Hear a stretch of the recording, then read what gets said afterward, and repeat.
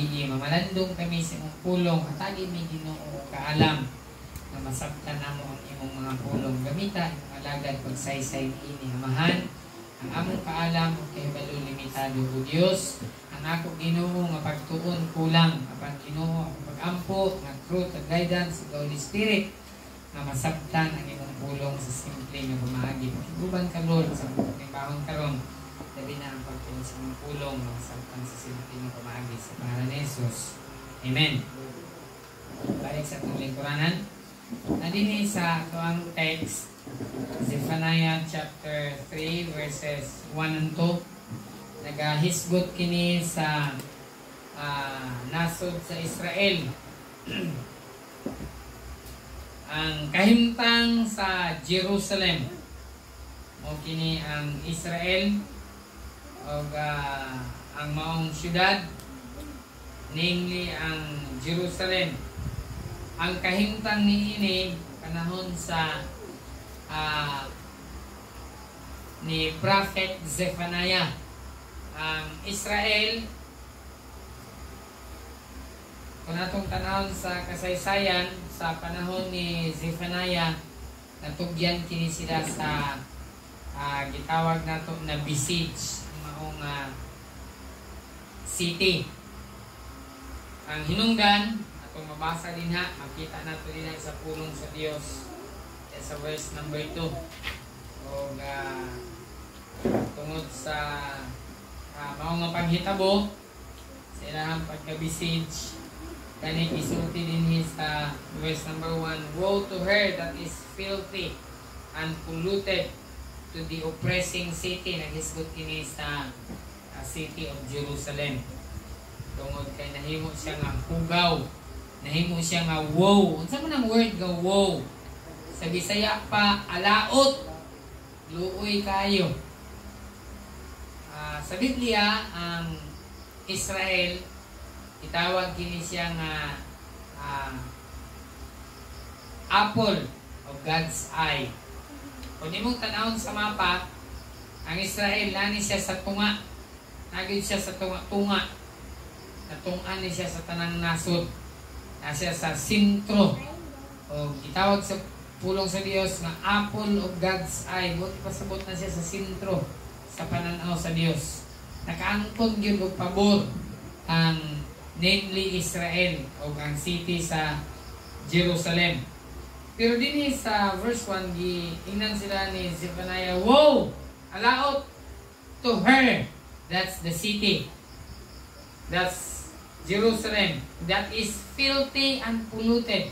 Kung sa may hinungdan, ganun nahimo ni siya nga filthy o polluted, nahimo siyang hugaw. Tungod kini sa gitawag nato nga pagsimba o lahi nga Dios. Tungod kay ang Israel, namely ang Jerusalem, nagsimba sila og lahi nga Dios. Instead nga ilang simbahon ang buhi nga Dios, nagsimba sila og Dios, namely Baal. Ilahan ning gisimba. O tungod niini nasuko kayo ang Dios ngadto kanila. Now, dinhi sa verse number 2, makita nato ang mga hinungdan adunay upat ka butang natong makita dinhi sa verse number 2. 4 things nganong nahimo sila nga alaot. Namo ni ang mga butang nga atong bantayan, mga Kristohanon, aron dili ta mahimo nga woe, dili ta mahimo nga alaot, dili ta mahimo nga makaluluoy. Gani silahang pagka kulipon, luoy gid kaayo ilang kahimtang. So unsa may hinungdan? Naiupat ka hinungdan nganong ang syudad sa Jerusalem nahimo sila nga alaot or nahimo sila nga woe. Sa verse 1, verse number 2, makita nato ang first reason. Timan ini. O kita usab nga mga Kristohanon, pwede sabta mahimo nga laot. Pwede po ta mahimo nga woe. Bisan pagluwas ka na, na ay mga Kristohanon nga luwas. pero alaot ang ilang kinabuhi. Ang kaluwasan hinuon dili na ni mawala. Amen? Pero bisan pagluwas na mo sa katao, pwede gihapon mahimo nga alaot ang iyang kinabuhi. Now sa verse 2, mo ni ang hinungdan. The Bible says, she obeyed not the voice. Una nga hinungdan, nganong nahimo sila nga alaot, o sa Kristo hanon usab, pwede ta mahimo nga alaot. Iyon sa pulong sa Ginoo, she obeyed not the voice. First reason, notice, di ta ganahan, di ba? Ingnon ka nga, uy, sayop man na yung trabaho, ayaw, ingon na, dapat, ingon na ani, oh. O say, di pa ta magpatuloy, mag-vote, magka, kung may trabaho dire. Delikado dining mo refuse ta og correction. Ingon sa pulong sa Ginoo, receive not correction. Alaot ang atong kinabuhi. Kung dili ta gusto maalaot ang atong kinabuhi, dawaton nato ang correction. Amen?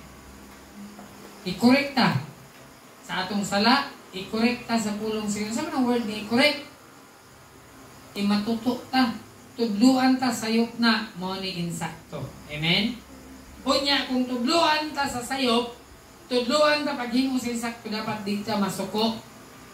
Kaya ang pulong sa Ginoo mo correct man eh. Kung dili ka maminaw sa correction, gibadlong ka, unya ka naminaw, nagpadayon ka sa sayop nga imong gibuhat, unsay yun sa pulong sa Ginoo, unsay imong kinabuhi? Alaot, wow, ang tuhim na nag-refuse sa correction. Luoy kayo ang city sa Jerusalem. Sa time nga ilang gi-refuse ang correction, alaot yun ang ilang syudad, alaot yun ang individual. O sa kinabuhi sa Kristohanon, ma-aplikar nato ni kung atong isalikway ang pagpanton sa Ginoo sa ato kita mo'y alaot. Kini bitaw mga anak, tudluan sa ginikanan, bunalan sa ginikanan, niya pagbata, bunalan, niya mulayas. Ingna ko rin yung bakakon. Kanang bata nga mulayas. Wa gyud nay maayo nga pagmaon niyang kinabuhi. Suko ka kay bunalan ka, nasuko ka sa mama ning layas ka, wa gyud kay maayo nga pagmaon. Pero katong anak ang gibunalan ning antos siya sa bunal, kay kabalo siya, nga sayop ang iyang gihimo, maayo ang kaugmaon na ng bataa. Kay gidawat niya ang correction sa ginikanan. Di may mayan, di istoryahan, naminaw, ay ingon anak, di ay ma, ay ingon anak, di ay pa, muna, kung naay pagmaymay, naay pagtudlo, naay correction sa pulong sa Ginoo, ayaw yun isalikway. Amen? Dawa ka yun. Unyain na dahil mo kaugalingon sayot biday ko. Sundon na ko ang pulong sa Diyos. Di na to sundon ang sayop nga itong gihimo. Kaya kung palayon ka sa imong sayop, ingon sa pulong sa Ginoo, alaot ang imong kinabuhi. Amen? Sa Hebrews chapter 12 verse number 8, agoy, naagi day pagpanton, naagi day pagbunal, naagi day disiplina. O kung disiplinahon ta, di nato isalikway ang disiplina sa pulong sa Dios. Amen? Idisiplina ka sa pulong sa Ginoo niya. Di mo dawaton, alaot ang imong kinabuhi. Luoy kayo ang siyudad sa Jerusalem. Kaya wala nila gidawat ang correction sa pulong sa Ginoo. Balik tayo to Zechariah chapter 3 verse number 2. Ikatulo, primero, she obeyed not the voice. Ikaduha, she received not correction. Perting luuya sila kahimtang, pila sila katuig na ulipon. Pila sila katuig nag-antos. Kaya wa nila gidawat, wa nila gituman ang tingog sa Ginoo, o wa nila gidawat ang pagpanton sa Ginoo. Ikatulo, she trusted not in the Lord. Wala kagyod sila musalig sa Ginoo. Ang Ginoo nga nagpalingkawas nila, ang Ginoo nga nagtabang nila, ang Ginoo na ilang Dios wa nila gisaligan. Ug tungod kay wa man sila misalig sa ilang Ginoo, sila ang alaot. Ikatulo, refuse commitment. Kristohanon, nganong mo refuse man ta? Nganong mo balibad man ta sa pag-commit, sa pagtugyan sa atong kinabuhi diya sa Ginoo? Ang Kristohanon, kung nagtuo ka sa Ginoo, misalig ka nga ang Dios mao'y imong manluluwas, dapat imong i-commit. Ano sa word na commit? Imong itugyan ang imong kinabuhi diya sa Ginoo. Amen? Sugo ko malandungon ng mga Kristohanon, mutugyan ta sa atong kinabuhi sa atong trabaho. Mutugyan ta sa atong kinabuhi, sa atong oras, atong itugyan diya sa atong negosyo. Ang atong kinabuhi, ang atong oras, atong itugyan diya sa atong pag-eskwela. Daghan kaayo mo trabaho, gusto may mong maestro, gusto may mong maestra, gusto may mong engineer, gusto, ano sa may gusto? May mong piloto, may mong lawyer, pero walay gusto mo tugyan sa iyang kinabuhi diya sa Ginoo. Atong itugyan ang atong kinabuhi diya sa Ginoo. Amen? Kung ang maestra giswelduhan, kung ang sundalo giswelduhan, kung ang kalibutan nagsweldo sa ilang trabahante, ang Ginoo pagha di mo sweldo sa tuwa. Amen?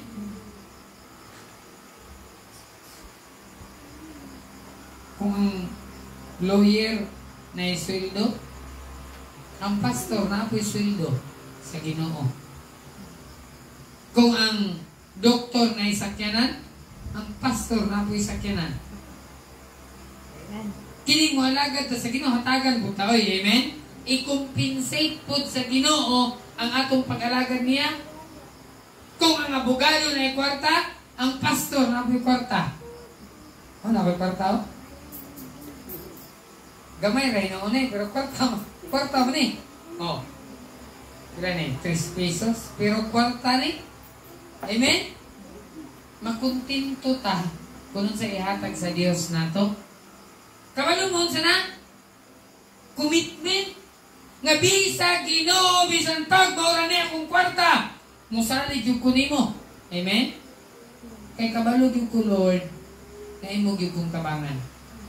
Una siya ang commitment, pero ang nasod sa Israel, ang city sa Jerusalem, refused commitment. Trusted not in the Lord. Wa na sila misalig sa ilang Ginoo. Kristohanon, dako kayo ang pagsalig sa Ginoo. Amen? Unsa man ang atong kahimtang karon, atong isalig sa Ginoo. Amen? Kung naaman kay di pangayo nga paghihatag sa Dios, salig sa Ginoo.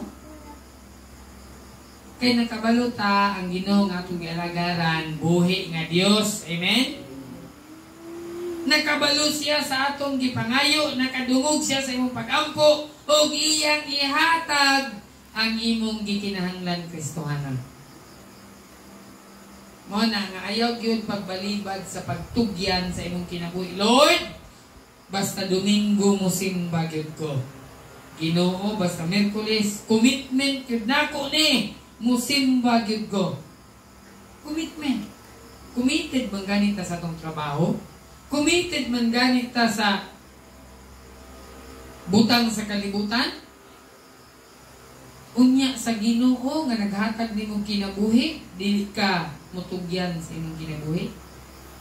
So dapat dili gyud nato i-refuse ang commitment nato sa Ginoo. Amen? And then ang kaupat nga ito makita din sa itong text, balik ko na po ba sa verse 2. She obeyed not. Wa siya ning tuman sa tingog sa Ginoo. Ikaduha, wa niya gidawat ang pagpanton. Ikatulo, wa siya misalig diha sa Ginoo. Ug ang ikapat, she drew not near to her God. Alaot kaayo. Nga naman, wala siya nagpaduol sa Ginoo. Kristohanon ang tao di ay nga dili mo paduol sa Ginoo. Unsa iyang kinabuhi? Wow. Alaot, luoy kayo ang tao nga dili mo paduol sa Ginoo. Makita niyo sa inyong gibasa verse 2, she drew not near to her God. Kay wa man siya nagpaduol, ingon sa verse 1, woe to her. Alaot kayo siya. Kristohanon, kung dili ka gusto alaot imong kinabuhi, asa ka mo paduol? Paduol sa Ginoo. Amen? Sa ingon sa Biblia, draw nigh to God, and He will draw nigh unto you. Paduol ka sa Ginoo, ang Ginoo mo paduol po nimo. Pero layo ka sa Ginoo, alayo po siya nimo. So din ikaw pa refuse closeness. Di ay maayo nga imuhang balibaran ang closeness. Ano saan ang closeness? Pagkaduol nimo sa Ginoo. Dapat di ay ang persona nga atong i-close ang Ginoo. Amen? Usahay, close kayo ta sa tong amigo, close kayo ta sa tong barkada, close kayo ta sa tao, pero dili ta close sa Ginoo. Dapat, kung naa may himuon na to nga close, wala na ilain ang Ginoo. Amen? Dapat close ta. Paduol ta. Ang closeness nato sa Ginoo. Lord, magbasa ko sa imong pulong. Amen? Mag-ampo ka aron close ka, duol ka sa Ginoo. Pagkikistorya sa Ginoo, basaha iyang pulong. So, Kristohanon, makita nato, alaot kayo ang tao na nag-refuse to obey the voice of the Lord. Alaot ang tao nga nag-refuse sa iyang correction. So kung disiplinahon dahil taligin nato i-refuse, amen? Dawato nato kay ang disiplina para sa atong kaayuhan. Kaya itong bunalan ta sa atong papa para na sa atong kaayuhan. Ikatulo, refuse commitment. Ayaw gyud balibari nga mo itugyan imong kinabuhi sa Ginoo. Ug ang kaupat, refuse closeness. I-refuse gani nimo nga di ka magpaduol sa Ginoo, alaot ang imong kinabuhi. Estudyante, paduol sa Ginoo aron dili alaot imong pag-eskwela. Amen? Mga trabahante, paduol sa Ginoo aron dili alaot imong trabaho. Mga negosyante, paduol sa Ginoo aron dili alaot imong negosyo. Luoy in taon kaayo ang kinabuhi.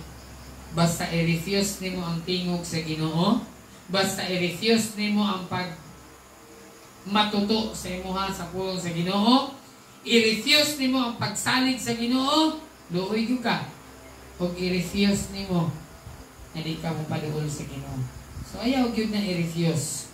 Sa itong buhaton, tumanon na to yung tingog, dawaton na to yung pagdisiplina, saligan na to ang Ginoo, kanya mapaduol ka sa Ginoo, aron dili alaot ang atong kinabuhi. Amen? Amen.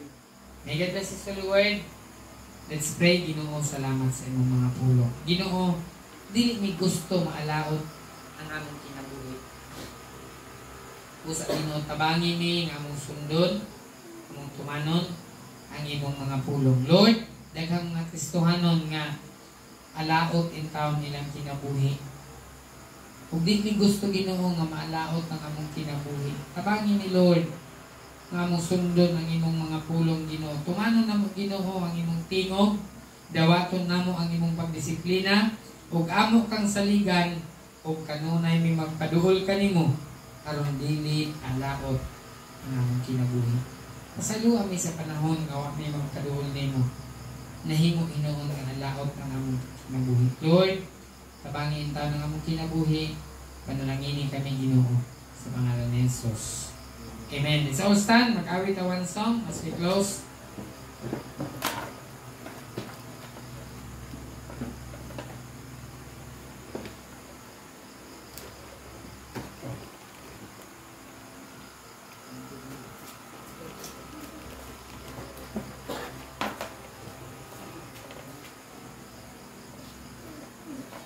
391, a flag to follow.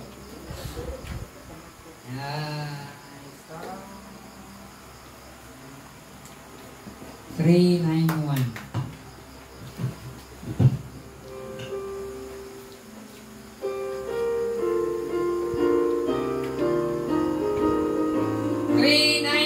Verse 1, ready?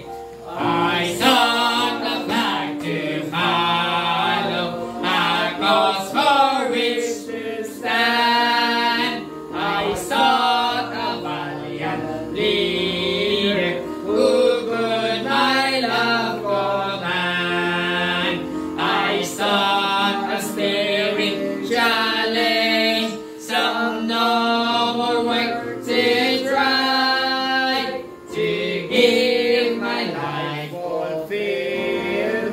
My dreams to satisfy, I found them all in Jesus, the life, the truth, the way. Beneath His flag I'll take my stand and follow Him today. I sought His action for yearnings deep within. I sought for deliverance by chains of guilt and sin. I sought for peace and pardon, for freedom from my fears. I sought a hope to cling to beyond this passing years. I found them all in Jesus, the life, the truth, the way. Beneath this flag I'll take my stand and follow Him today. Amen. Hangin ako, Brother Jameson. Dismiss us in prayer, please. Lord, salamat din kagabiyo nga diin kami nakatipok na usab, Lord. Yes, Lord. Thank you, Ginoo. Pulong, Lord. So kini sa among pagsatag kasing usab sa mga Kristohanon karon nga intambong panalangin usab ang matato sa Lord ug usab sa safety tagadlaw, Lord. Kini nga mo pagpulauli, Lord, ikaw mag-auban ka namo, maghatag safety, magsaligya kami mo ang tanan. Jesus, we pray. Amen. Good.